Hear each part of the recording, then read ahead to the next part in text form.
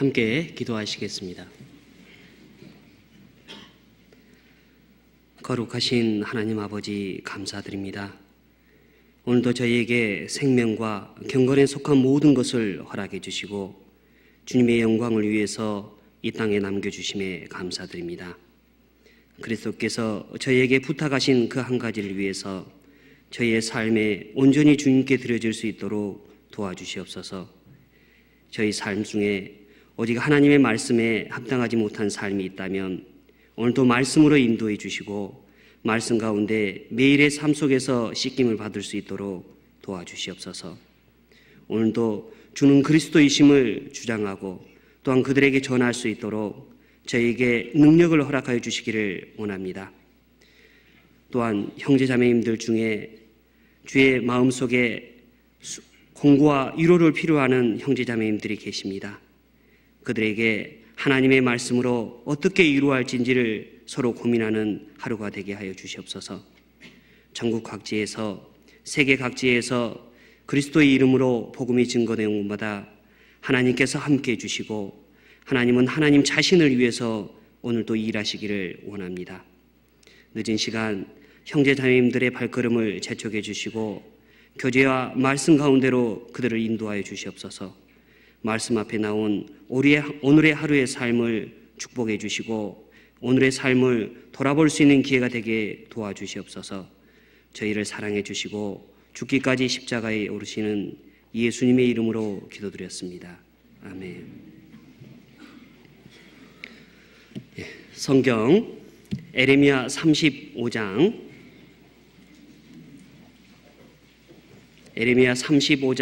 1절로 14절까지입니다. 구약 성경 1110페이지입니다.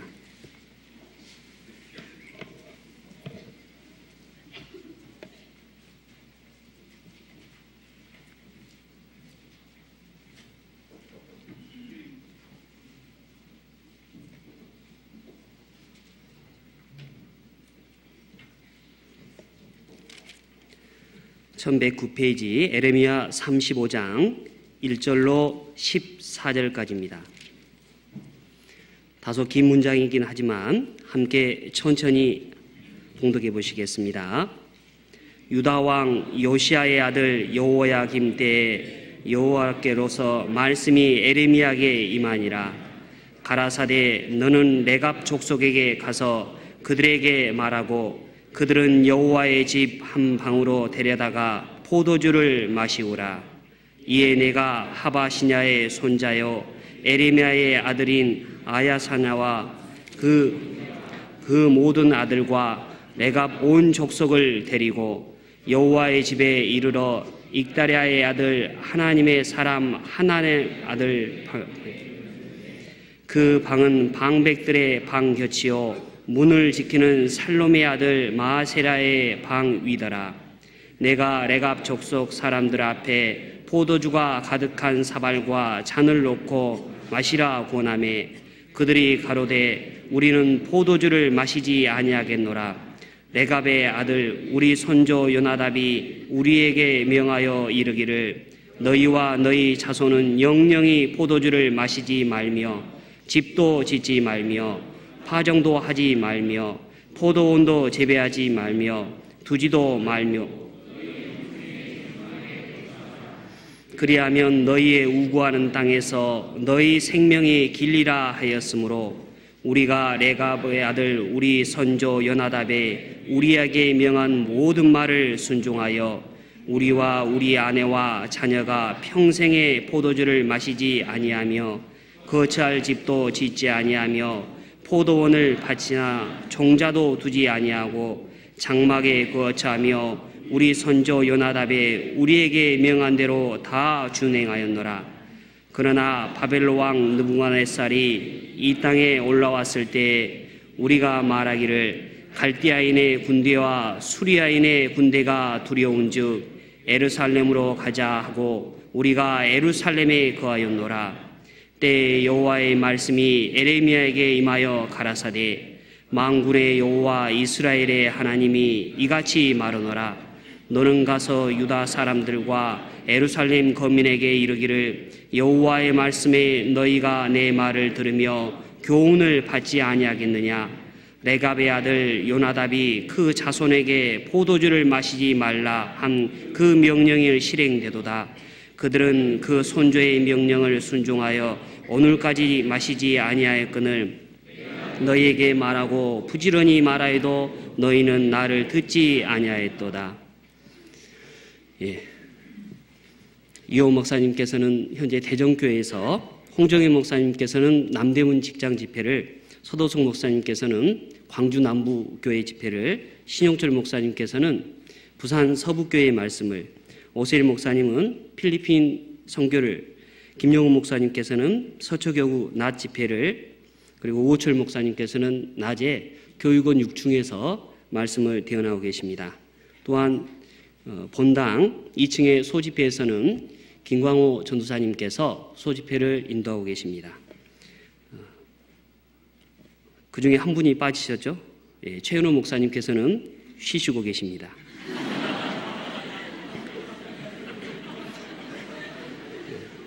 부득불 제가 여기에 올릴 수밖에 없는 이유를 설명드렸습니다.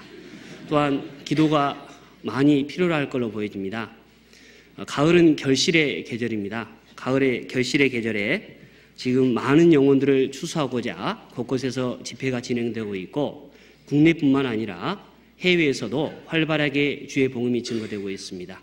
잊지 않고 기도해 주셨으면 감사하겠습니다. 오늘은 에레미야 35장에 대해서 잠시 상고해보는 시간을 갖고자 합니다.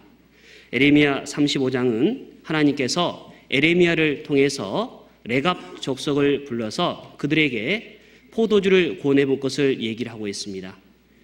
레갑 족속은 그 손조 요나답의 명령에 의해서, 아니 유언에 의해서 포도주와 그리고 장막에 거하지 않고 텐트에 거하는 삶을 살았습니다. 그 유언을 지키기 위해서 레갑 족속은 에레미야가 준 포도주를 거부했습니다. 그리고 하나님께서는 레갑 족속의 그 요나답의 유언을 지키기 위한 레갑 족속과 이스라엘과의 비교를 통해서 이스라엘 백성에게 교훈하고 훈계하고 있다는 생각이 듭니다.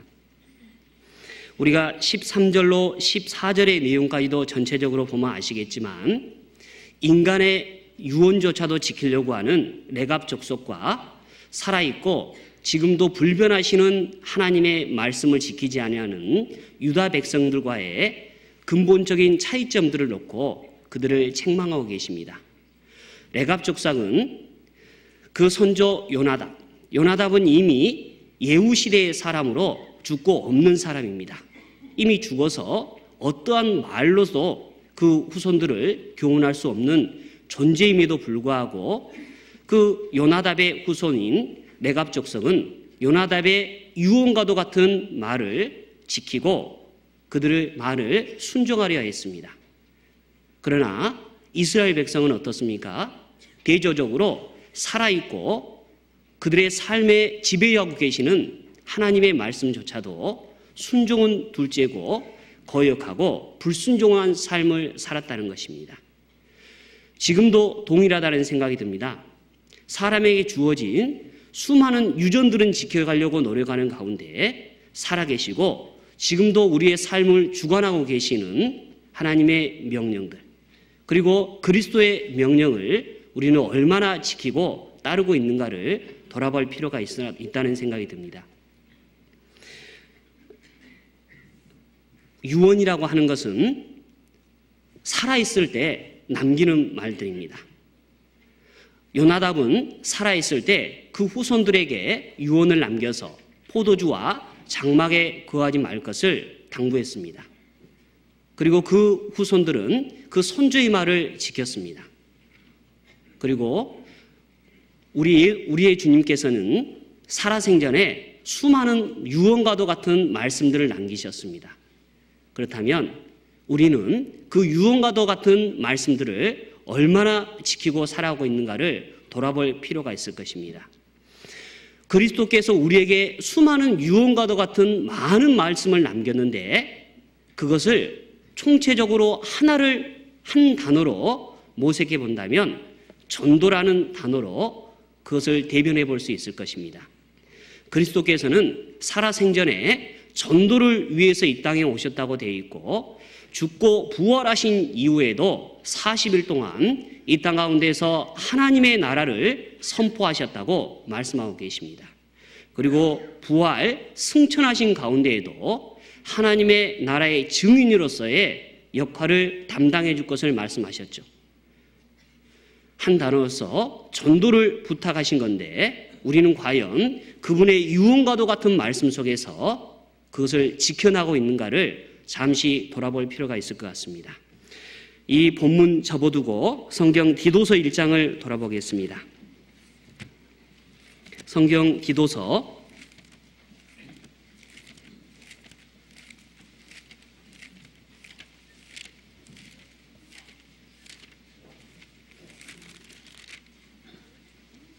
신약 348페이지 디도서 1장 1절로 3절입니다.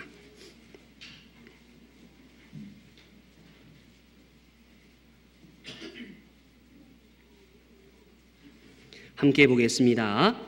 하나님의 종이요 예수 그리스도의 사도인 바울 곧 나의 사도된 것은 하나님의 택하신 자들의 믿음과 경건함에 속한 진리의 지식과 영생의 소망을 인함이라.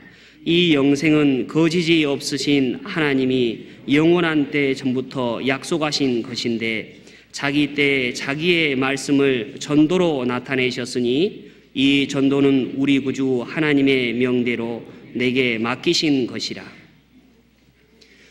그리스도께서 전도를 우리 때에 당신의 방식으로 나타내셨습니다.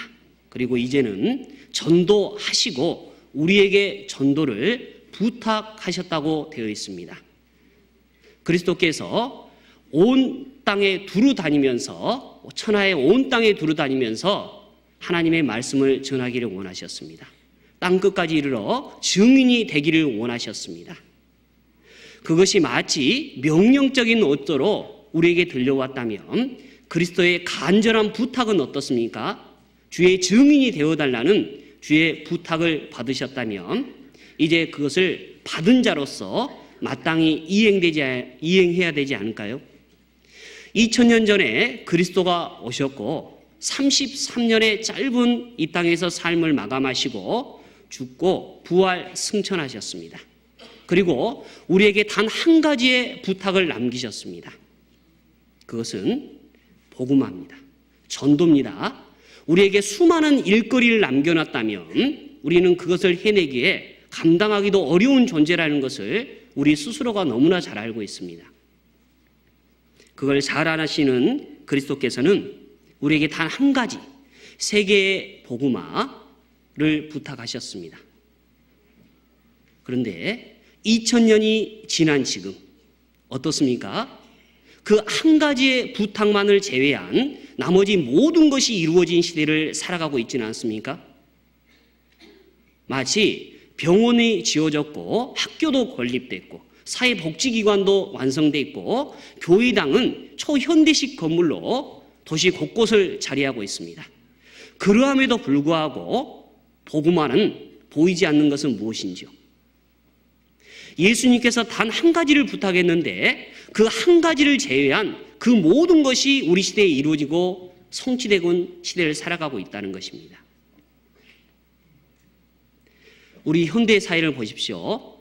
심지어는 복지사회, 정의사회 구현, 민주주의 실현이라는 이념과 목표 아래 세계가 하나되기도 하고 사람의 생명과 목숨까지도 연장해 보려고 하는 수많은 노력까지 아낌없이 자행되고 있다는 것이죠.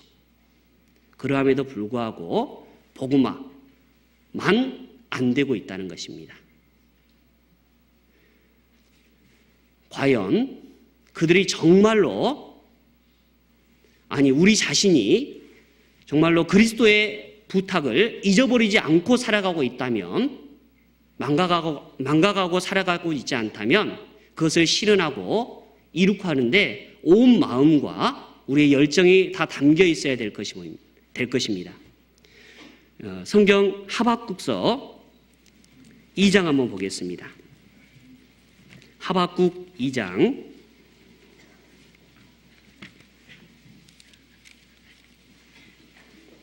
13절입니다. 1303페이지입니다.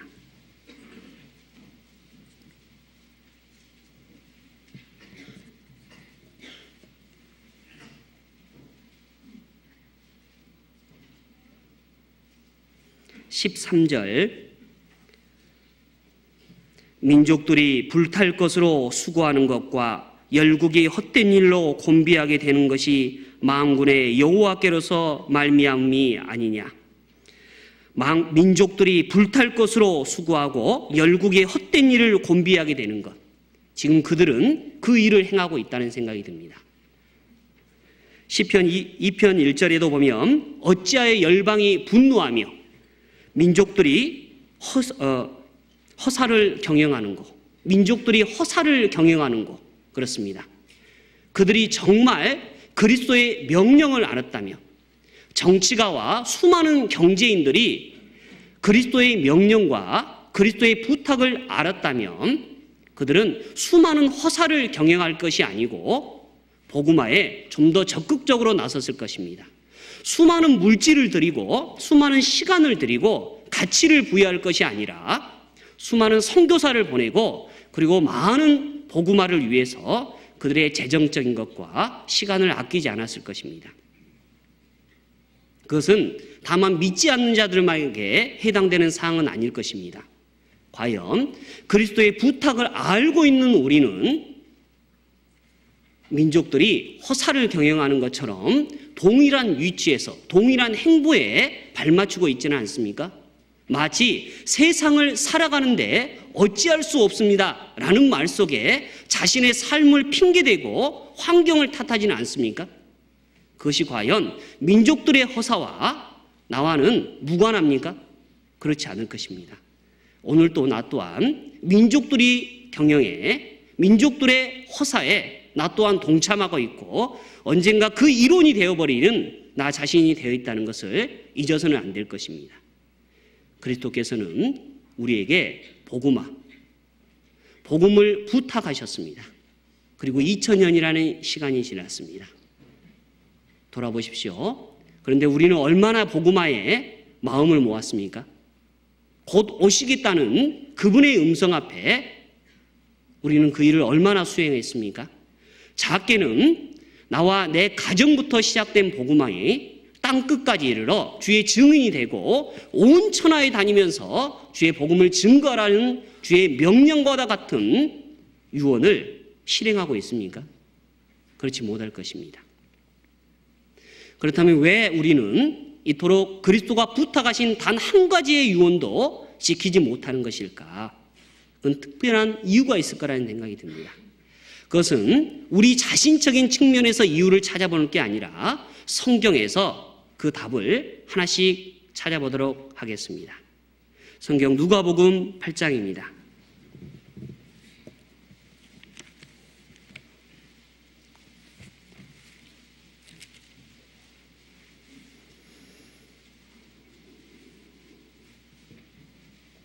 누가복음 8장 11절로 12절입니다.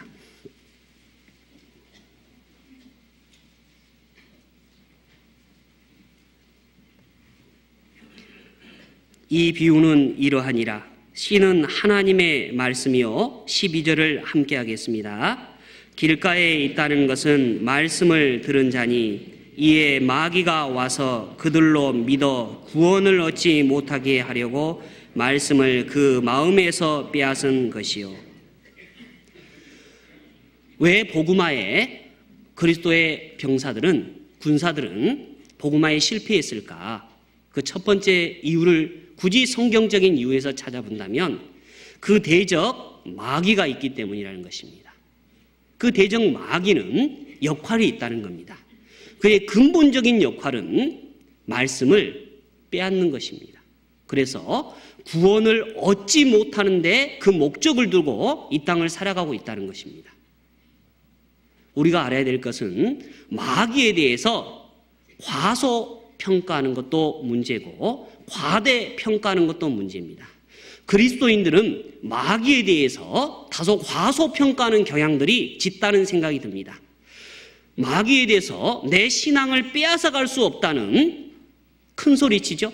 그들이 나를 넘어뜨릴 수 없다는, 내 구원을 뺏어갈 수 없다는 이유 하나만으로 마귀를 과소평가하지는 않으십니까? 그러나 잊은 게 있습니다. 마귀를 과소평가하지 마십시오. 성도에게는 과소평가해도 될 대상인지 몰라도 이루어진 영혼에게는 절대적이고 치명적인 존재가 마귀라는 것입니다. 오늘도 내 남편, 내 자녀들, 내 부모님에게 있어서 마귀는 그들에게 원하는 것을 통해서 제공해주고 말씀이 뿌려지지 않기를, 아니 걷어가 버리고 있는 역할을 담당하고 있다는 거예요. 나에게 있어서는 가소로운 존재인지 모르겠습니다. 그러나 내 남편과 나의 가족들에게는 지금도 치명적인 존재가 마귀일 수밖에 없다는 거예요. 성경에는 이 세상의 신, 세상 공중 권세 잡은 자, 마귀, 옛뱀, 용이라는 여러 가지 표현으로 마귀를 소개하고 있습니다. 그만큼 마귀는 다양한 각도에서 우리가 필요로 하는 모든 것을 제공해 줄 수 있다는 것이죠. 마귀는 다지하지는 않습니다. 전능하지는 않습니다. 하지만 다지합니다. 마귀는 전능하지는 않지만 전지하지는 않지만 다능하다는 것입니다. 그리고 마귀는 편지하지만 않지만 일부분에 존재할 수도 있는 존재입니다. 마귀는 욥기 1장과 2장의 내용을 통해서도 필요한 것을, 또한 수많은 이적과 기적을 통해서도 우리에게 필요한 것을 제공해 줄 수 있는 존재라는 걸 잊어서는 안 됩니다. 혹 자녀분들 중에 굉장히 직장이 바쁘시다는 이유로 말씀을 거부하신 분들이 계십니다. 부모된 입장에서는 뭐라고 하십니까? 자녀에게 한두 번 권해보고는 하시는 말씀이 냅두세요. 때가 되면 듣겠죠. 아닙니다. 때는 없습니다. 마귀를 너무 과소평가하시고 계시는 것 같아요. 마귀는 재물을 줄 때와 거둘 때를 알고 있기 때문에 그 자녀에게 재물을 주기도 하고 뺏음으로 인해서 그 마음을 온전히 송두리째 뺏어가죠. 어떤 분한테 부탁드렸습니다. 할머니, 제발 그 자녀에게 재물이 다 날아가는 한이 있더라도 그 자녀에게 제발 말씀을 듣기를 강권해 보십시오. 그러나 할머님께서는 쉽게 입을 열지 못했습니다. 지금 자녀가 얼마나 힘들게 생활하고 있는 줄 알고 있고 이 고비만 넘기면 분명히 굳건히 설 거고 그때 기회가 올 거다라는 생각을 가졌던 것이죠. 그러나 마귀는 그렇게 호락호락하지 않습니다. 마귀는 지금도 살아 숨쉬어서 우리에게 필요한 것을 알고 있기 때문에 우리의 영혼들을, 우리의 전도의 대상들을 지금 그들은 밥으로 여기고 놓지 않는 것이죠. 그들은 끝까지 주시할 것입니다. 그래서 그 영혼들을 놓지 않고 있는 것입니다. 복음화에 실패했던 근본적인 이유 중에 하나가 바로 마귀가 있는 거고, 또한 성도는 그 마귀에 대한 과소평가로 인해서 복음화가 더디고 이루어지고 있다라는 생각을 가져봅니다. 두 번째, 우리가 왜 복음화가 더딜 수밖에 없는가? 성경 마태복음 9장입니다.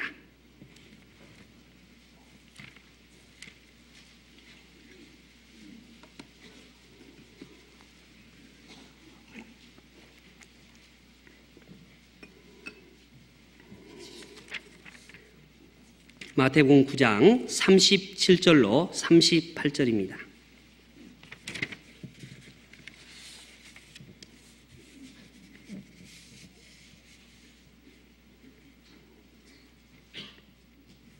함께 보겠습니다.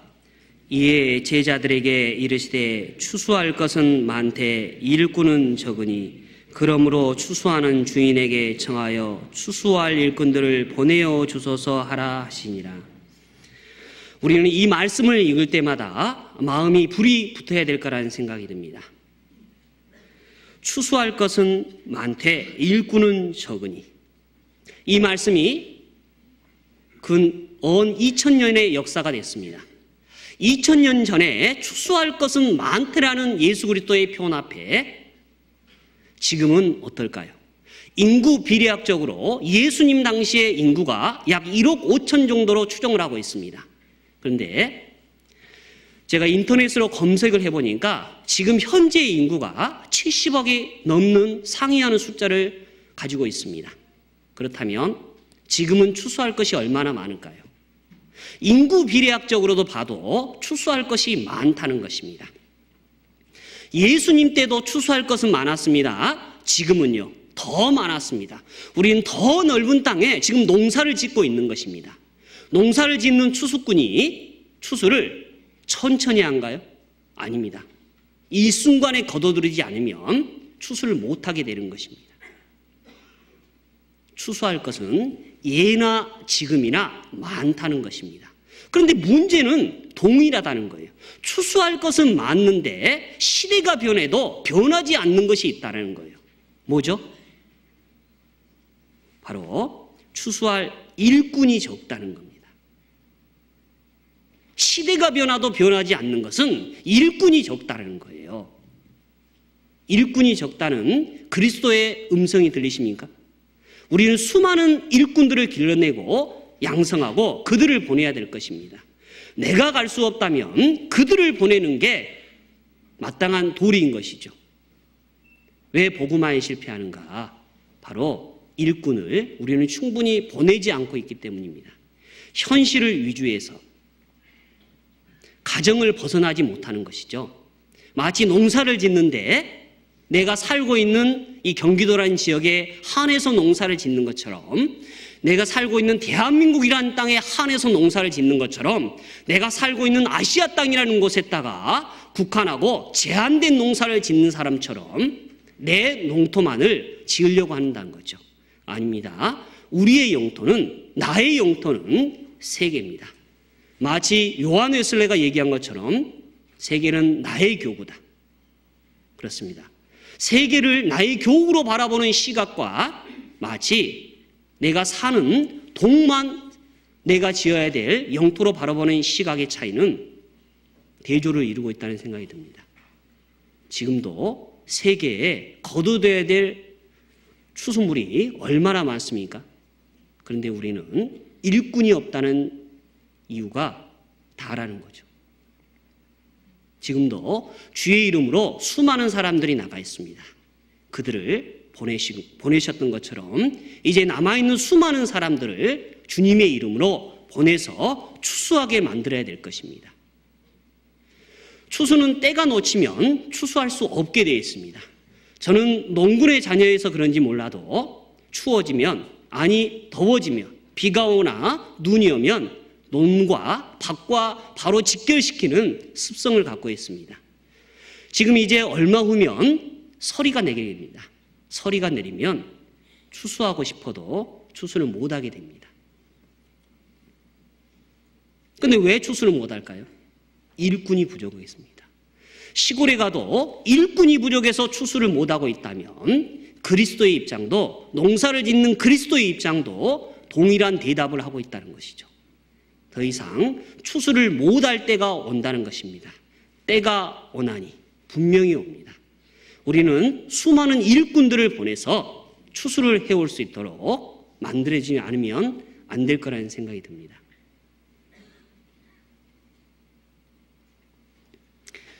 지금도 수많은 추수거리들이 많이 있다는 것을 국내뿐만 아니라 해외 수많은 선교회에 동참해 볼 때마다 느끼고 생각할 수 있을 거라는 생각이 듭니다. 그리스도께서는 밭을 보라라고 말씀하셨죠. 밭은 세상이라고 되어 있고 밭을 보라라고 되어 있습니다. 밭을 보지 않으니까 추수물을 확인할 수가 없는 거죠. 밭은 보셔야 됩니다. 봐야만이 추수할 물건이 보이는 거예요. 그런데 우리는 근시안적인 시각으로 내 앞에 있는 소산만, 토지만을 바라보니까 추수할 것이 없다, 다 거뒀다 라고 얘기를 하는 것입니다. 밭을 보십시오. 세상을 보십시오. 얼마나 많은 추수할 땅이 있습니까? 그곳에 여러분이 직접 가시든지 아니면 또 다른 사람을 보내셔야만 될 것입니다. 지금도 일꾼은 적다는 것입니다. 또 하나의 이유를 들자고 그러면 바로 우리의 구원에 대한 잘못된 선입관 때문이라는 생각이 듭니다. 성경 요한복음입니다. 요한복음 14장입니다.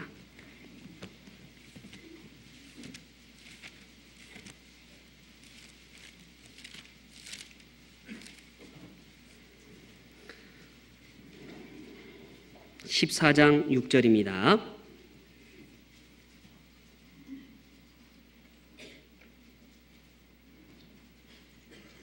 14장 6절을 함께 보겠습니다.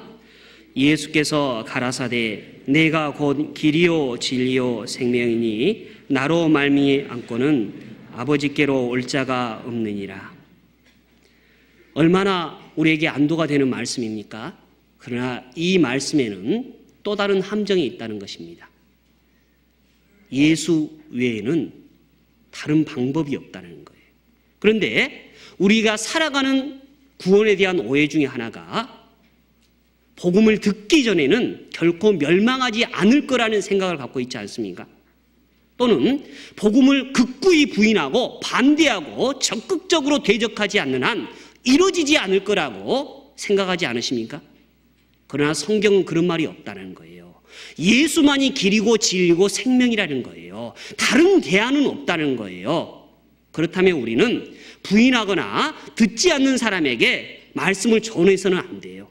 그들이 듣고 혹 마음에 문제가 생겨서 정죄감에 빠지면 어떻게 할 겁니까? 안 되는 겁니다. 전해서는 안 돼요. 차라리 그럴 것 같으면. 그냥 놔두셔야 돼요.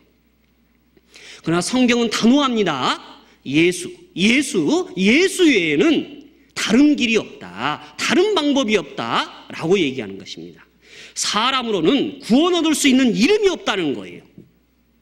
그런데 우리는 혹자 공자님도 기릴 수가 있고 맹자님도 기릴 수가 있고 석가나 마호멧도 길 중에 하나일 거라고 생각하지는 않습니까? 아니, 그건 아니라 할지라도 분명히 또 다른 길이 있을 거라고 느끼지는 않습니까? 유보되는 길은 없습니다. 피할 수 있는 길은 없습니다. 다른 길도 없습니다. 오직 예수 그리스도입니다. 구원에 대한 명확한 이해만이 전도를 힘있게 전할 수 있는 근간이 되게 만들어주는데 구원에 대한 명확한 지식이 없으니까 그들에게 전도를 주저할 수밖에 없는 거예요. 복음을 더디 전할 수밖에 없는 거예요. 혹 내가 복음에 대해서 구원에 대한 잘못된 오해로 인해서 내 가족이 이루어질 거라고 생각하지 않습니까? 그것이 더군다나 복음의 수혜자가 아닌 수많은 이루어진 사람들이라면 그들에게 어떻게 하시겠습니까? 전할 수밖에 없는 거예요. 오늘도 우리는 풍요 속의 빈곤을 살아가고 있는 시대입니다. 수많은 말씀 속에 매일 있는 전도 집회 속에 아니 IPTV 속에 살아있는 말씀 속에 풍요입니다. 그러나 혹 나의 잘못된 구원관으로 인해서 유보하거나 연기하고 있지 않은가를 돌아볼 필요가 있을 거라는 생각이 듭니다. 다른 길, 다른 예수, 다른 복음은 없다는 겁니다. 오직 예수만이 길이고 진리고 생명이라는 것을 잊어서는 안 된다는 거예요. 또 하나의 갖는 복음화에 실패했던 이유 중에 하나가 바로 감정에 따른 선교라는 생각이 들어봤습니다. 성경 요한복음 14장입니다. 그 페이지 요한복음 11장입니다. 11장 16절입니다.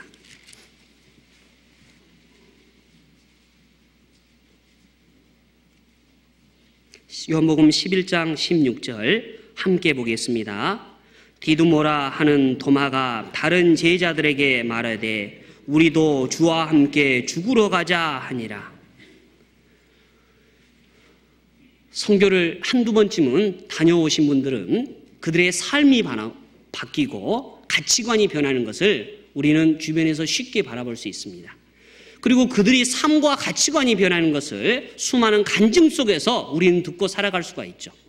구역모임이나 조모임을 통해서 살아있는 간증을 들을 수 있었습니다. 그런데 1년이 지나고 2년이 지나고 그분에게 동일한 모습과 동일한 간증의 형태를 발견할 수 있을 거라고 생각하십니까? 처음에 2년 전에, 아니 1년 전에 선교 현장에 동참했던 그 뜨거운 마음은 이제 어디로 가고 냉랭해진 마음만이 그를 이끌고 있다는 생각이 듭니다. 여기 디두모라 하는 도마가 있습니다. 그리고 예수님께서 죽으신 것을 얘기했을 때 그는 예수님 앞에 우리도 함께 예수님과 함께 죽으러 가자. 얼마나 멋진 말을 했습니까? 마치 굳은 결의에 찬 마음을 가지고 얘기한 것처럼 느껴집니다. 그러나 예수님께서 부활하신 그 이후에 그는 예수님이 옆구리에 손을 넣어보고 손을 만져보지 않으면 그리 인정할 수 없겠노라는 말 속에 그가 얼마나 우유부단했고 일시적인 감정에 사로잡혀서 예수님을 인정하는 삶을 살았는가를 알 수 있는 것이죠. 마치 선교를 감정적으로 접근하면 당시에는 뜨겁고 열정적으로 변할 수 있지만 지속성은 없다는 거예요. 전도는 문제는 지속성에 있는 것이지 단회성에 있는 게 아니라는 것입니다. 제가 올 초에 스페인 알메리아 지역에 단기 파송을 다녀왔습니다.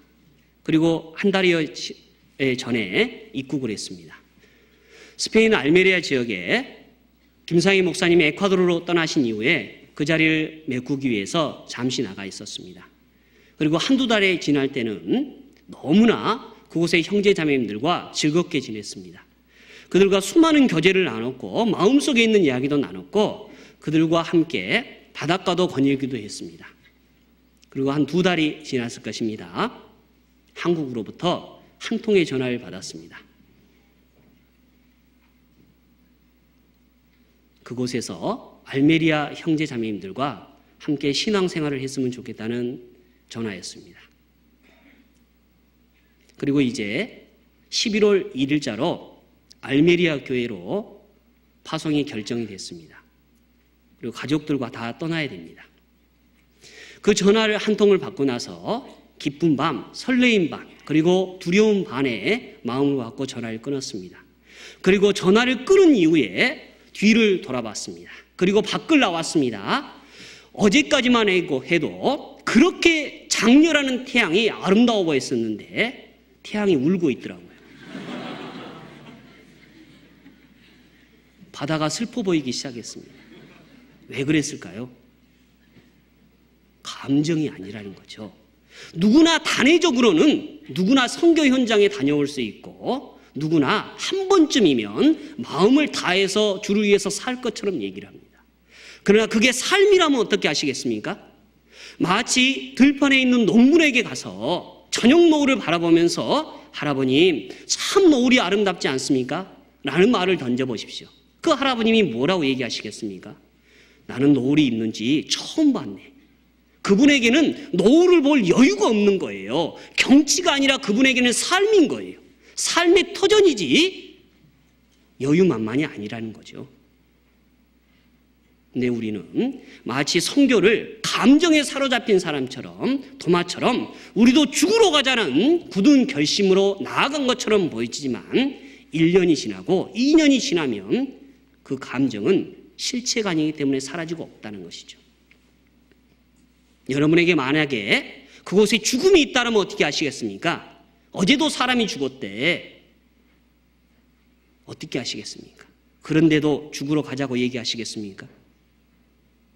그것은 마치 불려있는 거품과 같다는 생각이 듭니다. 부풀려있는 솜털과 같다는 생각이 듭니다.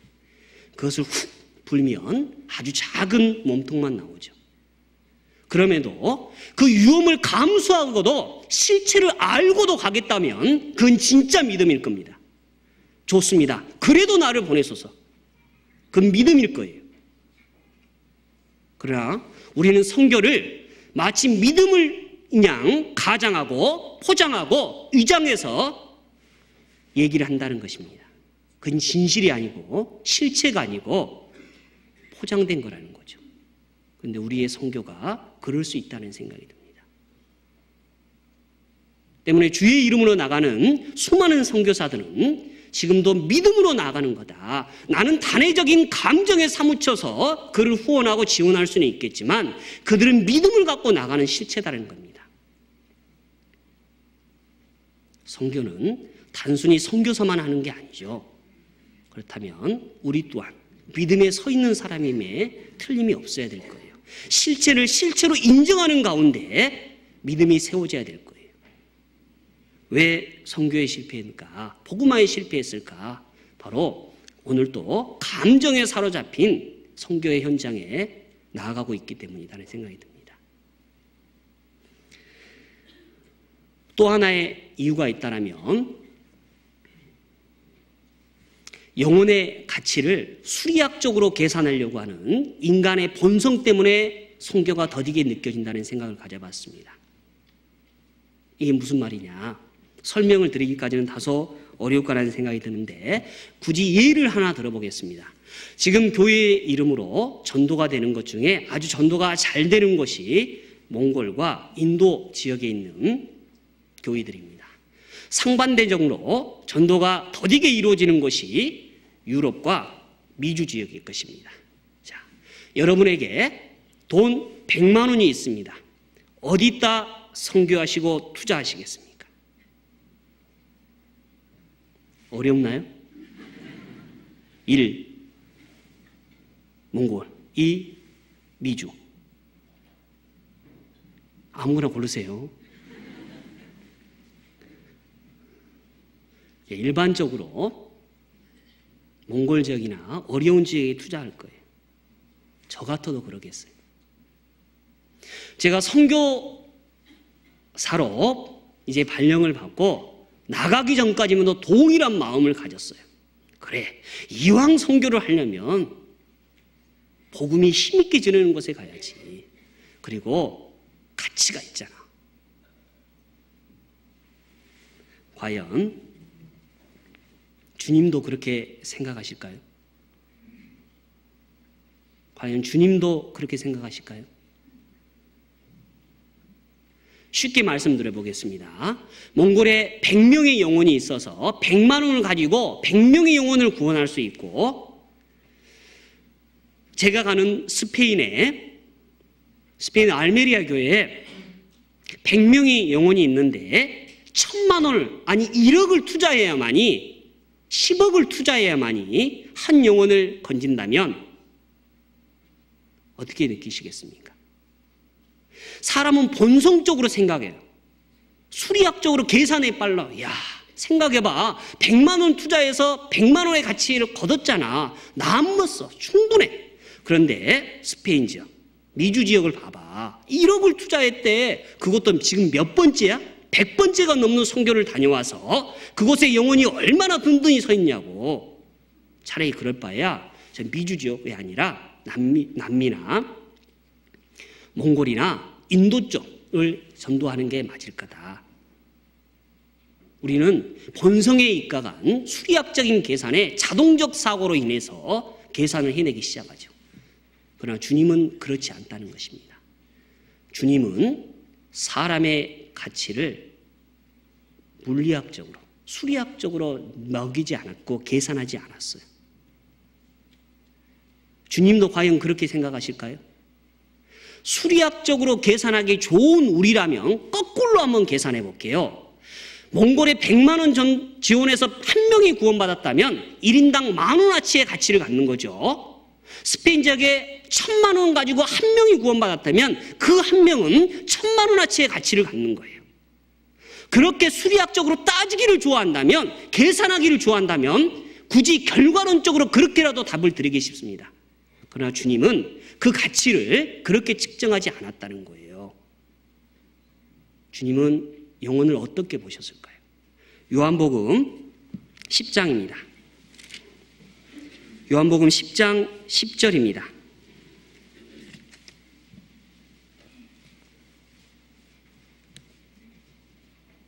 10장 11절 함께 보겠습니다. 나는 선한 목자라. 선한 목자는 양들을 위하여 목숨을 버리거니와.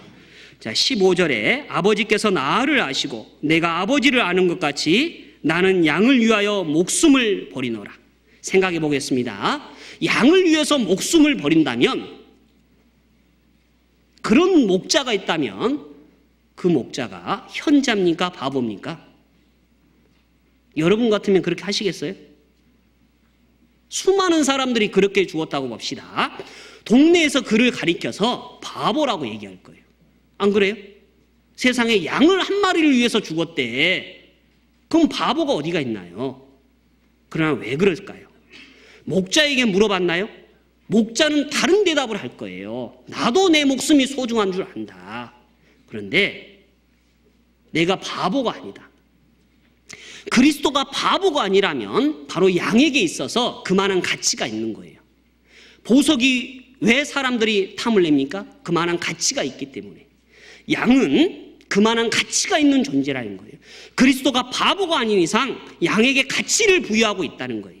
사람의 영혼은 가치를 갖는 겁니다. 몽골에 있는 영혼과 미주에 있는 영혼과 스페인에 있는 영혼과 동일한 가치를 갖는다는 거예요. 그렇다면 스페인에 있는 영혼, 미주에 있는 영혼도 1000만원을 드리고 1억을 드리고 그 횟수가 100번, 1000번이 돼서라도 한 영혼이라도 구원해야 될 거 아닙니까? 그런데 우리는 수리학적으로 남는 장사가 아니라는 생각에 그 마음과 행동을 등을 돌리게 돼 있죠. 우리의 본성적인 감각이라는 생각이 듭니다. 그렇다면 물질을 투자하고 시간을 투자해서 그렇게 긴 시간을 투자했는데도 지금 걸음마당기도 벗어나지 못하는 선진국형의 전도들, 방법론이 잘못될 수는 있어요. 그러나 그 자체가 잘못된 건 아니라는 거예요. 그렇다면 수많은 선진들의 삶은 잘못돼야만 됩니다. 중국으로 갔던 허드슨 테일러, 버마로 갔던 아도니람 저더스, 인도로 갔던 윌리엄 캐리, 그리고 유럽으로 간 사도 바울. 그들에게 물어보십시오. 그들은 몇 년에 걸쳐서 몇 명의 사람들을 구원했습니까? 물어보십시오. 어떤 분은 10수년이 걸려서 단 한 명의 영혼을 구원하는데 자신의 삶을 온전히 다들어졌어요. 그렇다면 그는 수리학적으로 바보 아닌가요? 한 명의 영혼을 전도하기 위해서 인도로 가고 버마로 가고 중국으로 가서 10수년의 시간을 허비했다며, 그럼 바보 아닌가요? 그들이 바보가 아닐진데 왜 그들은 그렇게 행했을까요? 그리고 그들을 후원하는 형제 자매들은 얼마나 많은 물질과 시간을 투자했을까요? 바로 영혼의 가치성 때문에 그렇게 한다는 겁니다. 영혼의 가치가 있기 때문에 시간과 물질을 아끼지 않아야 하는 거예요. 근데 우리는 본성적으로 물질에 대한 가치 평가를 하려고 한다는 것이죠. 부탁드려 보겠습니다. 적은 물질을 가지고 후진국형 선교에 동참할 수 있다면 많은 물질을 선진국에 해 주십시오. 그리고 그들의 영혼을 사주십시오. 그렇게 할 수 있을 거라는 생각이 듭니다. 그런 우리의 선교에 대한 잘못된 오해와 편익견 때문에 수많은 사람들이 거둘 수 있음에도 거둬두지 않고 있다는 것입니다. 작년에 남미 지역에 나가 있었습니다. 에콰도르도 나가봤고 파나마도 가봤고 브라질도 가봤고 아르헨티나도 가보고 상담도 해보고 집회도 해봤습니다. 그리고 올해 스페인을 나가봤습니다. 요한복음 4장에 기록된 것처럼 이제는 희어져 추수할 때가 되었더라. 예수님께서 희어져 추수할 때가 되었다고 한 말씀이 2000년 전에 한 말씀인데 지금은 어떠합니까? 이미 희어져 추수할 때가 넘어져서 땅에 떨어져서 싹이 트고 촉이 트고 있더라는 거예요. 더 이상 먹을 수 없게 돼버렸더라는 거예요. 2000년이라는 시간이 그렇게 만들어버렸어요. 그럼에도 우리는 수수방관하시겠습니까? 그럴 수 없는 거예요. 단순히 선교사를 대표해서 이 자리에 쓴 건 아닙니다. 성도의 마음을 알기에 보내달라고 얘기하는 것입니다. 그리스도의 마음을 알기에 이 자리에 보내달라고 하는 거예요. 더 이상 못 먹는 벼가 아니라 그들을 지금 추수할 수 있을 때, 한 세대는 한 세대의 추수밖에 못해요. 제가 살아있는 동안에 제 세대의 사람들 위에는 어찌 추수하겠습니까? 다음 세대에게는 또 다음 세대의 사람들을 맡겨야 될 거예요. 그러나 우리 시대에 왜 우리 시대의 사람들에게 맡기지 않으려고 하십니까? 복음화에 실패했던 이유들이 이처럼 우리가 잘못된 내용과 성경에 대한 오해 속에서 이루어지고 있다는 생각을 가져봅니다. 그렇다면 이제는 늦었다 할 때 시작하셔야 될 겁니다. 한국 속담에 아주 안 좋은 속담이 있습니다. 격언이 있습니다. 올라가지 못한 나무는 쳐다보지도 말라는 말이 있습니다. 그러나 바꾸고 싶습니다. 올라가지 못할 나무라 할지라도 올라갈 때까지 올라가십시오. 그러면 올라간 만큼 진보가 있고 성장이 있고 성숙이 있었다는 증거입니다. 그런데 우리는 그 격언이 마냥 맞는 것이냐, 성교에도 그러한 뜻을 품고 살아가는 분이 많다라는 거예요. 아니오십니다. 이제 보내주셔야 됩니다.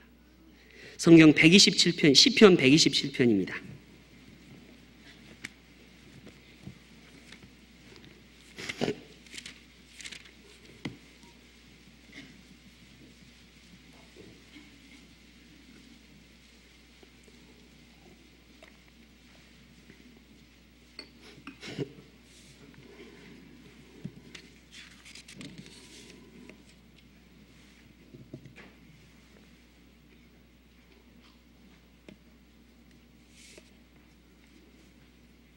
(127편) 3절로 5절입니다. 함께 보겠습니다. 자식은 여호와의 주신 기업이요 태의 열매는 그의 상급이로다. 젊은 자의 자식은 장사의 수중의 화살 같으니 이것이 그 전통에 가득한 자는 복되도다. 저희가 성문에서 그 원수와 말할 때에도 수치를 당치 아니하리로다. 자식은 여호와의 주신 기업입니다. 태의 열매고 그의 상급임에 틀림없을 것입니다. 자녀들이 있을 것입니다. 하나, 둘, 어떤 분은 외동아들을 두고 외동딸을 두셨을 것입니다. 여러분의 전통에는 몇 개의 화살을 갖고 계십니까? 그 화살을 보고 계시면 뿌듯하십니까? 그러나 전통에 화살이 있다는 그 하나만으로 복되다고 할 수 없을 것입니다. 바로 화살은 쏘라고 있는 것입니다. 여러분의 자녀들을 바로 선교 현장으로 향해서 쏘십시오.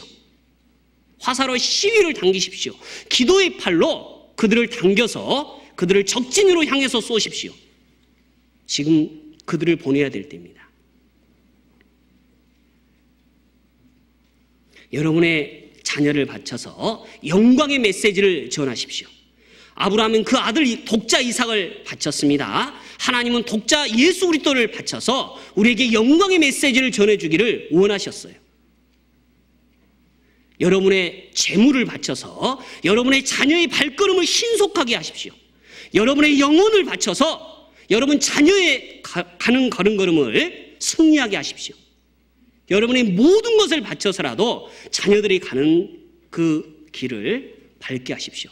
전통의 화살은 갖고 있는 장식장이 아니고 그걸 쏘라고 있는 것입니다. 적진을 향해서 오늘도 쏘셔야 돼요. 그리스도의 사랑을 알고 있는 사람이, 불타는 열정을 갖고 있는 사람이 어찌 인간의 사랑에서 제한적인 삶을 샀습니까? 그리스도를 향해서, 세상을 향해서 그리스도의 사랑을 전할 수 있는 사람으로 키우십시오.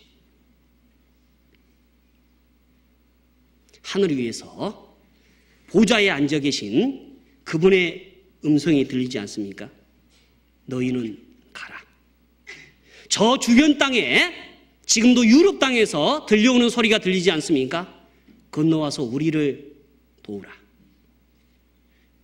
땅 및 지하세계에서 울부짖는 영혼들의 소리가 들리지 않습니까? 내 집에 형제가 여럿이 있으니 내 집에 사람을 보내서 이곳에 오지 않게 하소서. 하늘에서, 주변에서, 땅 위에서 부르짖는데도 불구하고 가지 않고 보내지 않는다면 그 책임은 여러분이 지셔야 될 것입니다. 제2의 나사로, 제3의 나사로가 있습니다. 때문에 하나님께서는 굳이 나사로를 부활시켜서 보내지 않으셨습니다. 지금도 그들은 자기 집에 형제가 여럿이 있다고 얘기하고 있습니다. 그리고 제2의 나사로인 나에게 부탁하고 있습니다. 그리스도께서 그렇게 말씀하시고 아브라함도 그렇게 얘기하셨습니다.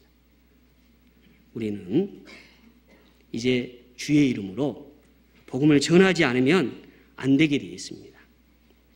현대 우리 시대에 교회라는 이름 앞에 교회는 수많은 것들을 가지고 있습니다. 성경과 그리고 모세의 글도 가지고 있고 부도 가지고 있습니다.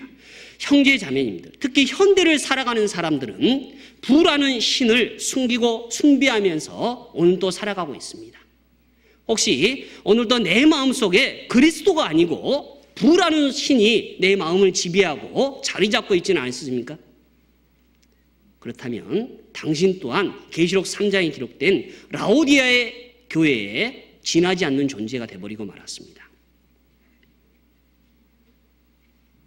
라오디아의 영들에게 오늘도 그 부를 숭배하는 자들에게 하나님의 방법으로 그들을 책망하실 것입니다. 나는 부요하고 부족한 것이 없다라고 하는 그들에게 하나님은 하나님의 방법으로 치리하고 책망하실 것을 틀림없다는 생각을 가져봅니다. 표현이야 어찌됐든 간에 좋습니다.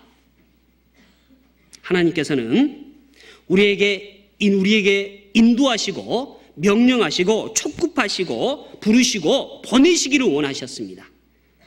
동일하게 표현이야 어찌됐든 간에 우리는 순종하고 따르고 복종하고 가야 될 것입니다. 지금도 수많은 것에 주의 이름으로 복음을 거둬들여야만 돼요. 시간이 없습니다. 이제 주의 이름으로 가는 그들에게 내가 갈 수 없다면 그들을 보내주셔야 돼요. 한국 땅에서 남아있는 우리의 삶들에게 있어서 준비되고 해줘야 될 당면 과제들이 있습니다. 이 땅에서 모든 사람들이 선교 현장으로 달려갈 수는 없을 것입니다. 현재 삶을 영위하고 있기 때문에 우리 모두가 풀타임 워커가 될 수는 없어요. 그렇다면 이 땅에 남아있는 자로서 마땅히 준비되고 해줘야 될 역할론이 있을 거라는 생각이 듭니다. 그것이 뭘까? 몇 가지 돌아보겠습니다. 로마서 15장입니다.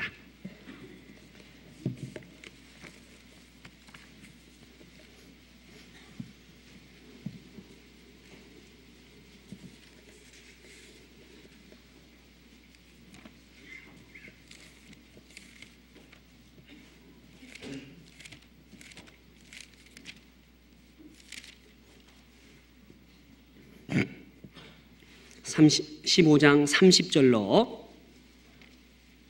33절입니다.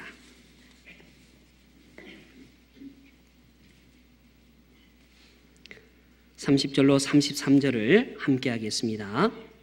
형제들아, 내가 우리 주 예수 그리스도로 말미암고 성령의 사랑으로 말미암아 너희를 권하노니 너희 기도에 나와 힘을 같이하여 나를 위하여 하나님께 빌어 나로 유대에 순종치 아니하는 자들에게 구원을 받게 하고 또 예루살렘에 대한 나의 섬기는 일을 성도들이 받음직하게 하고 나로 하나님의 뜻을 좇아 기쁨으로 너희에게 나아가 너희와 함께 편히 쉬게 하라. 그래서 너희 모든 사람과 함께 계실지어다. 아멘. 사도 바울은 로마에 보내는 서신서에 그 말미를 기록하면서 자신을 위해서 기도해 줄 것을 부탁하고 있습니다. 이제 여러분을 대신해서 나아가는 수많은 선교사들을 위해서 기도해 주십시오. 저는 그 선교사 중에 아직 걸음마도 떼지 않은 초보 선교사고 더더욱 기도가 필요할 수밖에 없을 것입니다. 그러나 또한 나가 있는 수많은 선교사들을 위해서 나를 위하여 기도해 달라는 사도 바울의 말을 빌어서 부탁드리겠습니다. 기도해 주십시오. 기도해 주십시오. 제한적인 기도가 아니라 지경을 넓혀서 세계의 지도를 놓고 그들을 위해서 기도해 주십시오. 그 기도의 첫 번째 제목이 되는 것이 나로 유대에 순종치 아니하는 자들에게 구원을 받게 하고, 그렇습니다. 사도 바울은 얼마나 수많은 대적자들이 있었습니까? 사도 바울도 유대교에서 회심한 사람입니다. 때문에 그에게 대적을 품은 사람들은 한둘이 아닙니다. 유대교에서는 그들을 반역자로 여기고 순수한 유대교를 지키려는 사람들이 지금도 많이 있었습니다. 과거에도 있었고 동일합니다.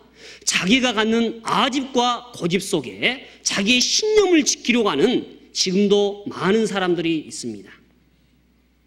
그들에게 구원을 얻을 수 있도록 선교사가 하는 첫 번째 임무가 그 일을 행하는 것처럼 그것을 위해서 기도해 주십시오. 그들에게 복음을 담대히 전하고 그들로 구원을 얻을 수 있도록 그것을 놓고 기도해 주십시오. 지금도 많은 선교사들이 주님으로 이름으로 나아가서 정말 많은 수고를 아끼지 않고 있습니다. 두 번째 기도의 제목이 됐으면 좋겠는 게 예루살렘에 대한 나의 섬기는 일에 성도들이 받음직하게 하고, 사도 바울은 구체적으로 이 내용이 25절부터 27절에 관련된 내용이들입니다. 즉 연보에 관련된 내용이고 구제에 관련된 내용이죠. 내용학적으로 협의적으로 성도를 섬기는 일이라는 것은 연보와 구제에 관련된 내용들입니다. 당시 예루살렘에 구제와 연보를 위해서 갔지만 그것을 박지를 거부할까 봐 사도 바울은 염려하고 걱정했던 걸로 보여집니다. 동일하게 우리 시대의 연보와 구제가 아닐지언정 광의적인 섬김의 일을 잘 수행할 수 있도록 위해서 기도해 주십시오. 우리 시대의 리더자는 그리스도 예수 하나면 됩니다. 아니, 그리스도 예수는 한 번도 리더자가 된 적이 없습니다. 세상의 도서관에 가보시고 기독교에 관련된 수많은 책들을 읽어보십시오. 모세의 리더십, 여호수아의 리더십, 이런 책들은 서적에서도 베스트셀러에 팔리고 있습니다. 그러나 잘 아셔야 될 것은 모세도 여호수아도 한 번도 리더가 된 적은 없었다는 겁니다. 더더욱이 예수 그리스도는 리더가 된 적이 없고 종이 되셨습니다. 섬기는 일을 하러 오셨습니다. 섬기는 리더십도 없습니다. 사도 바울은 섬기는 그 일을 하겠다라고 얘기를 하고 있습니다. 때문에 선교사로 나가는 수많은 사람들이 형제 자매를 섬기는 그 일에 온전히 수행할 수 있도록 기도해 주십시오. 그리고 세 번째, 서로 하나님의 뜻을 좇아 기쁨으로 너희에게 나아가 너희와 함께 편히 쉬게 하라. 사도 바울이 로마로 다시 돌아간다는 것은 극히 어려운 일일 것입니다. 지금도 선교 지역에서 수많은 어려움들을 겪고 있는 분이 많습니다. 인도 지역에 복음을 전하시는 선교사님들은 신분의 불안정 때문에 늘 주변 국가로 와가야 되고 생명의 위험을 느끼기도 합니다. 지금 남미에 나가 계신 선교사님들은 목숨을 담보로 한 거리를 하고 있다는 생각이 듭니다. 그들의 신변이 위태롭습니다. 신분이 안전하지 않습니다. 때문에 굳이 확장해서 부탁을 드리자면 하나님의 뜻을 쫓아 기쁨으로 그들에게 나아갈 수 있도록 신분적인 것과 안정적인 것을 위해서 기도해 달라고 부탁을 드리고 싶습니다. 때문에 이 땅에 남아있는 형제 자매님들의 역할론이라고 한다면 첫째가도 기도고 둘째가도 기도고 셋째도 기도해야 될 것입니다. 그러나 마냥 기도만으로 형제 자매를 선교사를 파송할 수 있는 건 아닙니다. 언제나 따르는 문제지만 바로 물질의 참여 또한 중요한 일일 수밖에 없다는 생각이 듭니다. 전도서 11장입니다.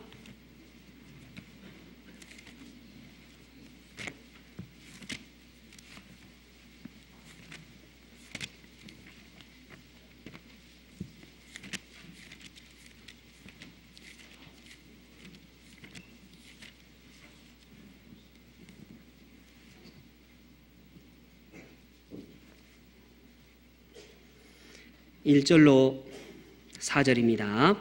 제가 한번 읽어보겠습니다. 너는 내 식물을 물 위로 던지라. 여러 날 후에 도로 찾으리라. 7배이나 8배이나 나누어 줄지어다. 무슨 재앙이 땅에 임할는지 내가 알지 못함이니라. 구름에 비가 가득하면 땅에 쏟아지며 나무가 나무로나 북으로나 쓰러지면 그 쓰러진 곳에 그냥 있으리라. 풍세를 살펴보는 자는 파종하지 아니할 것이요 구름을 바라보는 자는 거두지 아니하리라. 풍세와 그리고 구름을 바라보는 분들이 많을 것입니다. 환경을 탓한다는 것입니다. 궁극적으로 물질을 누구나 소중하고 누구나 귀할 수밖에 없는 거예요. 그러나 우리는 그 환경을 타고 내가 이러한 환경에 놓여 있기 때문에 어찌할 수 없지 않습니까? 라는 이유로 선교에 동참하기를 꺼려한다는 것입니다. 그리스도께서 물질의 양을 책정하지 않으셨습니다. 물질의 폭을 제한하지 않으셨습니다. 중요한 것은 중심에 있는 것을 드리냐는 것이죠. 중심에 있는 것을 드릴 때는 더더욱 기도가 필요할 수밖에 없을 것입니다. 우리는 환경을 바라보고 마치 풍세를 바라보는 사람처럼 그냥 수수방관할 때가 아니라는 생각이 듭니다. 우리 환경을 바라본다면 죄송하지만 현재보다 내일은 더 안 좋을 것입니다. 죄송하지만 오늘보다 1년 뒤의 삶은 더 어려워질 수밖에 없을 거예요. 세상이 그걸 요구하고 있기 때문에 그렇지 않습니까? 세상이 그렇게 살아가고 있지 않습니까? 그런데 1절은 말합니다. 내 식물을 물 위로 던지라. 여러 날 후에 도로 찾으리라. 물 위로 던지십시오. 던지십시오. 물 위로 던지면 찾지 못할 것 같지만 그리스도께서 말씀하십니다. 성경이 보증합니다. 도로 찾을 거라고. 우리는 결정을 해야 됩니다. 세상의 물질을 쌓아놓을 수 있는 것이 두 곳이 있는데 땅과 하늘입니다. 어느 곳에 쌓을 것입니까? 결정을 해야 됩니다. 무리는 마치 보이지 않는 희생처럼 보여집니다. 물 위에 있던 물질을 던져보십시오. 다 빠져버리고 흔적도 없이 사라집니다. 성교라는 형태에다가 물질을 던져보십시오. 보이지도 않습니다. 내가 던진 물질이 물 위에서 첨벙이라는 하는 소리가 납니까? 흔적도 없습니다. 그럼에도 불구하고 던지라, 던지라, 던지라. 여러 날 후에 찾을 거래요. 바로 그게 하늘에 쌓은 비결이라는 거죠. 우리의 물질은 가지고 주님의 나라에 갈 수 없어요. 그래서 죽음에도 수위가 없는 건 아니겠습니까? 그러나 송금할 수는 있습니다. 하나님의 나라에서도 온라인 송금 거래가 가능합니다. 지금 선교라는 형태로 헌금하시면, 선교에 동참하시면 하나님의 나라에서 100배, 1000배의 열매로 송금의 액수에 이자가 따따블로 붙어서 금액을 찾으실 수 있을 거예요. 그런데 지금 환경을 탓하면, 풍세를 바라보고 구름만을 환경의 탓으로 돌린다면 송금할 금액이 없는 거예요. 물질이라는 자체가 누구나 귀한 건 사실이라는 것입니다. 그러나 하나님께서 말씀하십니다. 주라. 그분께서 채워주실 것이라고 말씀하고 계십니다. 물질을 채워주시는 것에 대해서는 그분을 따라갈 분이 없어요. 여러분의 회사 사장님께서 여러분의 물질을 채워줄 수 있다고 생각하십니까? 그러나 하나님은 여러분의 물질을 채워주는데 그 이상 따라올 사람이 없다는 거예요. 그분은 채워주고도 남아요. 부족하십니까? 흔들어 보십시오. 더 채워주실 겁니다. 그러나 그것을 비웠을 때만이 더 채워줄 수 있다는 것을 알아야 된다는 겁니다. 기도만이 선교를 움직이게 하는 건 아니에요. 물질 또한 선교에 꼭 필요한 존재라는 것입니다. 또 하나의 필수 불가결한 사항이 있습니다. 바로 우리가 가져야 되는 도덕적인 순결이라는 생각을 가져봤습니다. 셀리와 바이런이라는 사람은 우리가 익히 아는 시인입니다. 그들은 도덕적이지 않으면서도 아주 감미로운 시를 쓸 수도 있습니다. 그리고 또한 바그너는 호색가이면서도 아주 유명한 작품을 우리에게 남길 수는 있습니다. 그러나 하나님의 일은 그렇지가 않다라는 거예요. 도덕적인 순결, 그것은 비단 복음을 전하고 하나님의 영광을 전하는 사람만이 갖춰야 될 덕목은 아니라는 겁니다. 여러분의 기도가 간절함이 더하려면 도덕적인 순결이 더해야 되고, 여러분의 물질이 에너지를 받으려면 도덕적인 순결을 유지하는 물질만이 하나님께서 받을 수 있다는 거예요. 우리에게 모세의 기도처럼 열정적이고 정열적인 기도는 못할 수는 있을지 모르겠습니다. 여호수아의 기도처럼 하나님의 마음을 움직이는 못할 수도 있을 거예요. 그러나 우리는 도덕적인 순결은 여호수아처럼, 모세처럼, 아브라함처럼 유지할 수 있다는 겁니다. 그것은 현재도 가능하고 이후에도 가능하다는 거예요.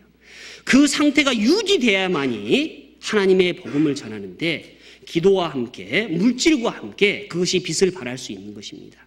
그런데 마냥 기도와 물질만이 선교를 후원하고 지원하는 사람들의 몫인 양 얘기해서는 안 될 거라는 생각이 들어요.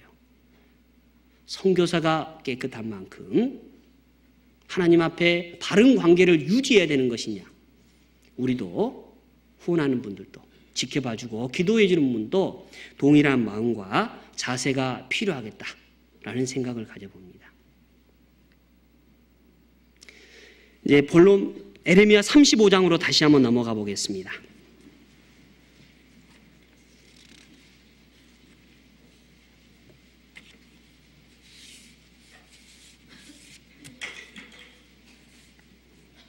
(18절로) (19절입니다) 에레미야 35장 18절로 19절입니다.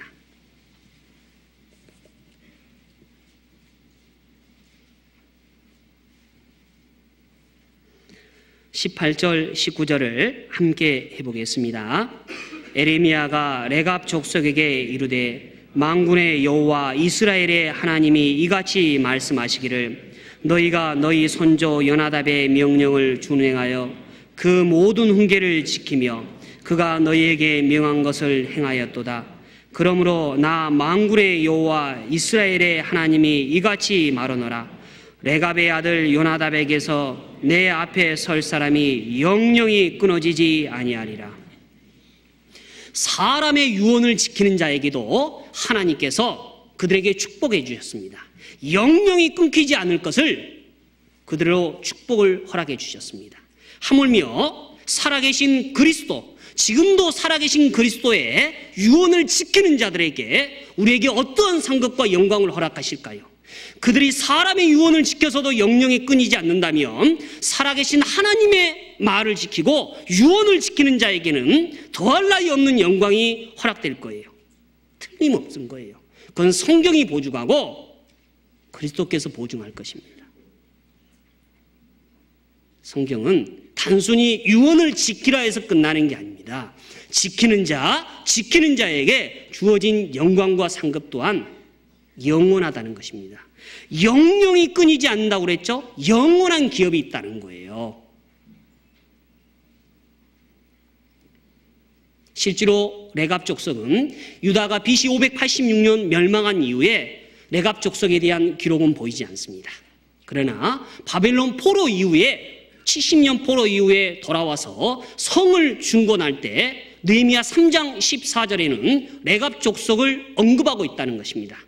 분문을 재건했는데 그들은 분문을 재건했다라고 느헤미야 3장 14절에 기록하고 있다는 거예요. 자, 생각해 봅시다. 분문을 재건하고 성을 재건축했을 때 그걸로 끝났을까요? 아닙니다. 그들은 성 안에 거주했을 것입니다. 그리고 예루살렘에 영령이 거했을 거예요. 육신적으로 영령이 거했을 뿐만 아니라 영적으로도 하나님 앞에 영령이 거했을 거예요. 그렇다면 그리스도의 유언을 지키는 자들은 어떠한 상급이 주어질까요? 성경 요한복음 14장입니다.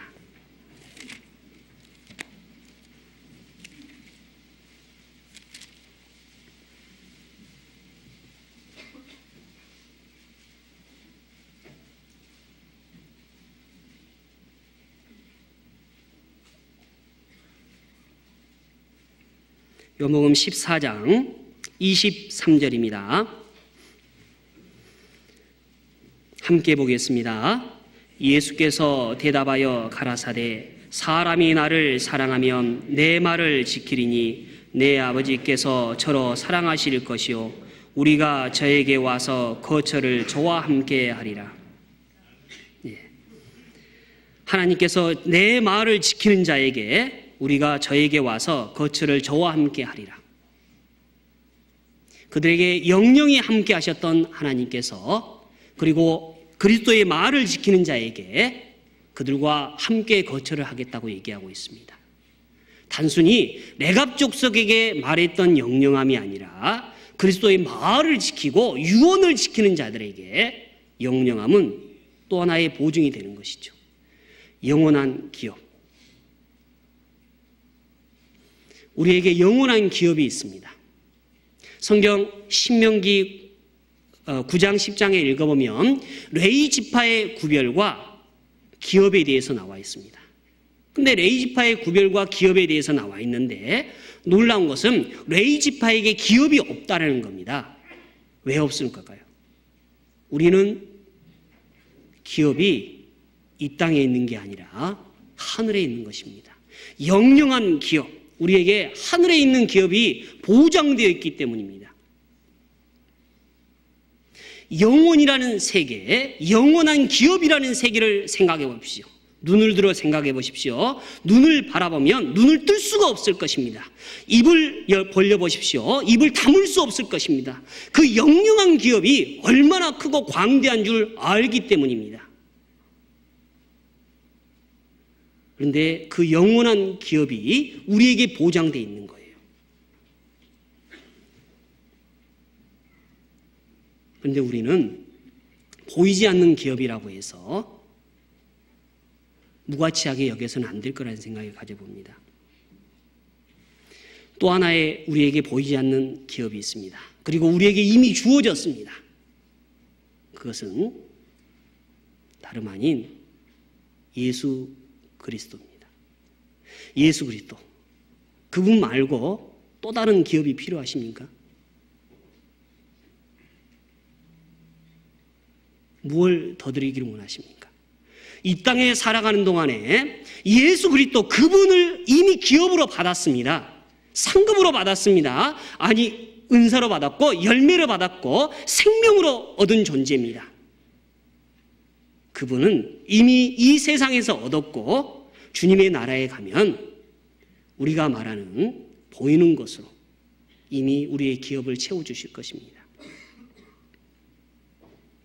레갑 족속에게도 영영한 것이 보장되어 있었다면 우리에게도 동일하게 영영한 기업인 예수 그리스도를 이미 받았고 그로 말미암아 보장되는 기업 또한 받은 바와 다름없다는 것이죠. 흔들림이 없는 기업. 세상에서 가장 촉망받는 기업 중에 하나가 대한민국에 있습니다. 바로 삼성이라는 큰 회사가 있죠. 그러나 그 회사의 존폐와 존망도 보장할 수 없는 길입니다. 하지만 하나님의 나라의 기업은 보장할 수가 있습니다. 다시 죽었다가 부활하시고 승천하신 그분이 그것으로 보장을 하고 계십니다. 우리에게 주어진 기업은 지금도 흔들림이 없어야 되는 거죠. 성경 마지막 구절로 한 구절만 더 보고 마치겠습니다. 요한복음 16장 16절입니다.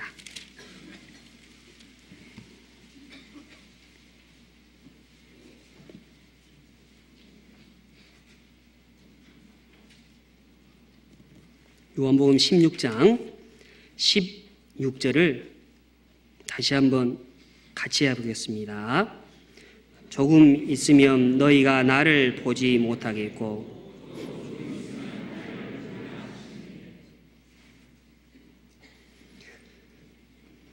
조금 있으면 나를 보리라. 조금 있으면 나를 보리라. 믿지 않는 자처럼 불신자처럼 조금이라는 단어를 확대 해석하지 마십시오. 2000년의 기독교 역사 속에 그분도 지금도 안 왔다고 얘기하지 마십시오. 믿는 순간 오십니다. 조금 있으면 오리라. 마치 인생이 안개와 같고 풀과 같은 사람들의 생각과 지혜로 조금 있음을 확대해서 가지 마십시오. 금방입니다. 바로입니다. 지금입니다. 바로 오십니다. 그분이 오실 때 우리의 연약한 믿음이 드러나지 않도록 지금 주의하십시오. 지금 그 삶을 재정립할 수 있다는 거예요. 그분은 불과 같은 눈을 가지고 이 땅에 오실 것입니다.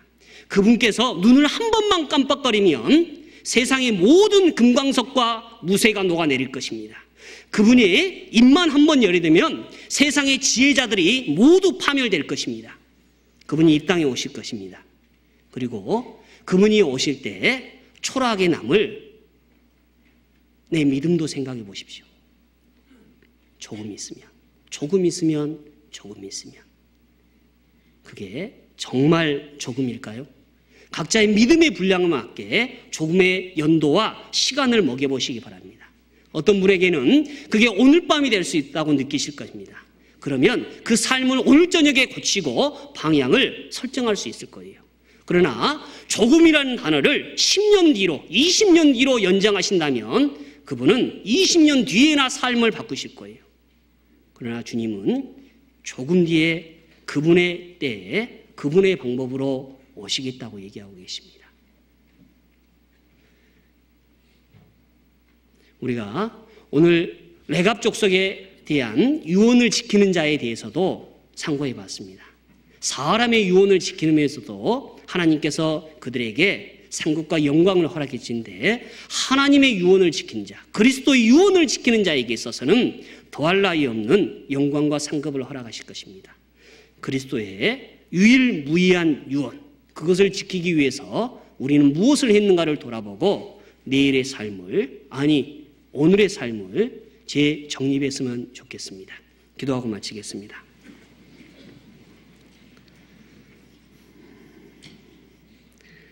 거룩하신 하나님 아버지 감사드립니다. 그리스도께서 저에게 명하신 세상의 복음화를 위해서 저에게 힘 주시고 능력 주시기를 원합니다.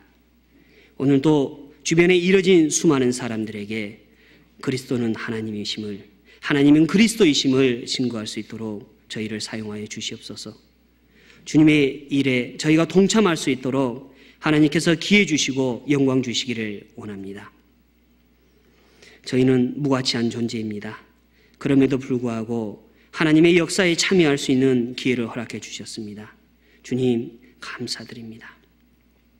이제 주님께서 명하신 세상의 복음화, 추수를 위해서 수많은 주의 일꾼들이 이제 준비하고 있습니다. 그들을 주님께서 친히 가시려는 그곳으로 보내어 주셔서 그들의 영혼을 거둬들이고 주님의 곳간에 그들을 채워줄 수 있도록 저희들을 사용하여 주시옵소서. 그것을 위해서 형제 자매가 협력하고 마음을 모을 수 있도록 도와주시기를 원합니다. 또한 병마와 싸우고 계시는 형제 자매님들, 공고 속에 계시는 형제 자매님들이 계십니다. 그분들에게도 소송하는 힘과 팔과 다리를 허락해 주셔서 주의 영광을 위해서 힘있게 살아갈 수 있도록 그들을 붙들어 주시고 힘 주시기를 원합니다. 오늘이 우리의 삶의 마지막이 될 수 있음을 자각하고 더욱더 주님 앞에 깨어있는 삶을 살아갈 수 있기를 원합니다. 이후에 모든 일정 주님께서 돌봐주시기를 원하며 저희를 구원해 주시고 하늘의 것으로 소망과 상급을 허락해 주시는 고마우신 예수님의 이름으로 기도드렸습니다. 아멘.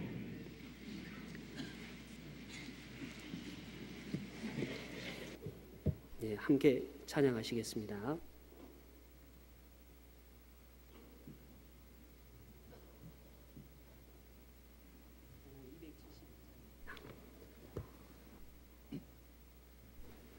찬송가 271장입니다.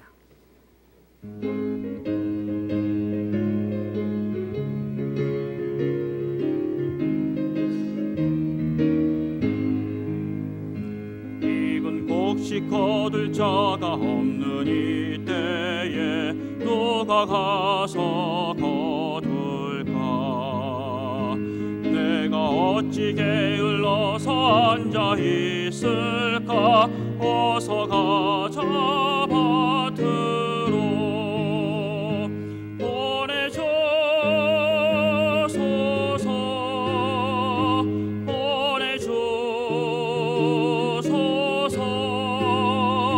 재단 숯불 내 입술에 대니 어찌 주저할까. 주여 나를 보내주소서.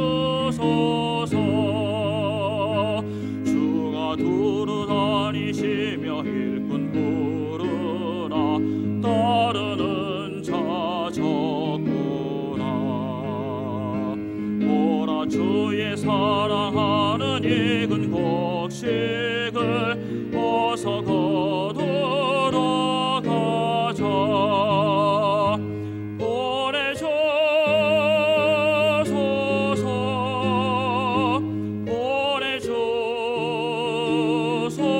보내주소서. 재단 숯불 내 입술에 대니 어찌 주저할까. 주여 나를 보내주소서. 주가 나를 인도하니 언제 어디나 기뻐 가서 일하리. 주가 명령 내리실 때 능력 받아서 기뻐 거두리로다. 보내주소서.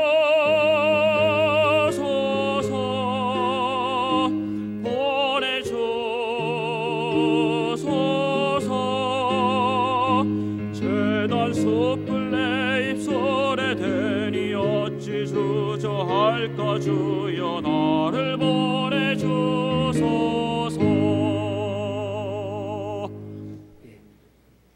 광고 없습니다. 편안하게 돌아가시기 바랍니다.